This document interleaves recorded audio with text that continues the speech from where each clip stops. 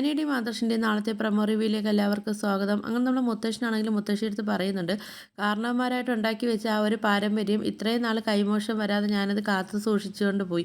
പക്ഷേ ഇന്നതിന് ആ ഒരു കൈമോശം വന്നു എന്ന് പറയുന്നുണ്ട് കേട്ടോ. അപ്പം ആദർശാണെങ്കിൽ ആ ഒരു ഡീലിൽ പങ്കെടുത്തിട്ടാണ് ആദർശ് ആ ഒരു ഡീല് നമുക്ക് കിട്ടാതെ പോയെങ്കിൽ എനിക്ക് ഇത്രയും വലിയ സങ്കടമില്ലായിരുന്നു. പക്ഷേ അവന് പങ്കെടുക്കാതെ ആ ഒരു ഡീല് പോയാലാണ് എനിക്ക് വിഷമം എന്നൊക്കെ ഇങ്ങനെ മുത്തശ്ശനാണെങ്കിൽ പറയുന്നുണ്ട്. നമ്മൾ അബിയാട്ടോ. അപ്പോൾ അബിയാണെങ്കിൽ നവ്യടുത്ത് പറയുന്നുണ്ട്, എന്നെ പടിയിറക്കി വിട്ട അവർ ആദർശേട്ടൻ്റെ കാര്യത്തിൽ എന്ത് തീരുമാനം എടുക്കുമെന്ന് എനിക്ക് അറിയണമെന്നൊക്കെ പറയുന്നുണ്ട് കേട്ടോ. അപ്പോൾ നവ്യ പറയുന്നുണ്ട്, ഓ ഇത് ആരും ചെയ്യാത്തൊരു വലിയ തെറ്റാണ് അയാൾ ചെയ്തത്, അതിലേ ഈ വീട്ടുകാർ അയാൾക്ക് സപ്പോർട്ടും കാര്യങ്ങളോ ചെയ്തത്, അപ്പോൾ പിന്നെ ഈ ഒരു കാര്യത്തിന് അയാൾക്ക് സപ്പോർട്ടേ ചെയ്യത്തുള്ളൂ എന്നൊക്കെ ഇങ്ങനെ നമ്മൾ നവ്യാണെങ്കിൽ പറയുന്നുണ്ട് കേട്ടോ. പിന്നെ കാണിക്കാൻ നമ്മളെ മുത്തശ്ശനെയും ആദർശനെയാണ് കേട്ടോ. അപ്പോൾ മുത്തശ്ശൻ്റെ അടുത്ത് ആദർശ് പറയുന്നുണ്ട്, ഞാൻ തോറ്റുപോയി മുത്തശ്ശ എന്ന് പറയുമ്പോഴത്തേക്കും മുത്തശ്ശൻ ചോദിക്കുന്നുണ്ട്, എങ്ങനെ നീ തോറ്റുപോയെന്നാ പറയുന്നതെന്ന് പറയുന്നുണ്ട് കേട്ടോ. അപ്പോൾ പറയുന്നുണ്ട്, എനിക്ക് അറിയത്തില്ല മുത്തശ്ശ, എനിക്ക് എന്താ സംഭവിച്ചതെന്ന് എനിക്ക് അറിയത്തില്ല, ഞാൻ ഉറങ്ങിപ്പോയെന്ന് പറയുന്നുണ്ട് കേട്ടോ. അപ്പോൾ ഇത് കേൾക്കേണ്ട താമസം മുത്തശ്ശനാണെങ്കിൽ ദേഷ്യം വന്നിട്ട് ആദർശിൻ്റെ ചെവി കുറ്റിയൊക്കെ ഒരു അടിയും കൊടുക്കുന്നുണ്ട് കേട്ടോ. അപ്പോൾ ആദർശനും ഇത് ഷോക്കായിപ്പോയി, മുത്തശ്ശനെ അടിക്കുമെന്നുള്ളൊരു പ്രതീക്ഷ ആദർശനും ഇല്ലായിരുന്നു.